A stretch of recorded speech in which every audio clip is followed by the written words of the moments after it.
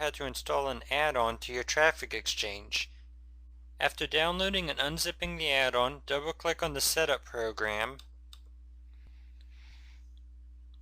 and then click Next. The FTP server address is usually just the domain name of your traffic exchange. The FTP username and password is usually the same as the cPanel username and password provided by your hosting company. And then click Browse and select the folder where you installed the LFMTE script. This is usually public HTML. Click OK and then click Next and then click Yes.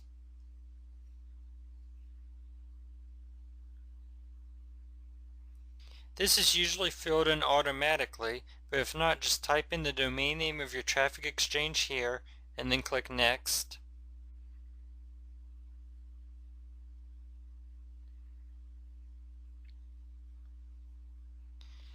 And then click Install.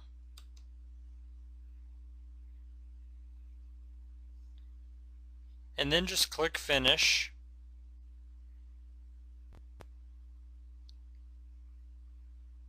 And the installation is complete.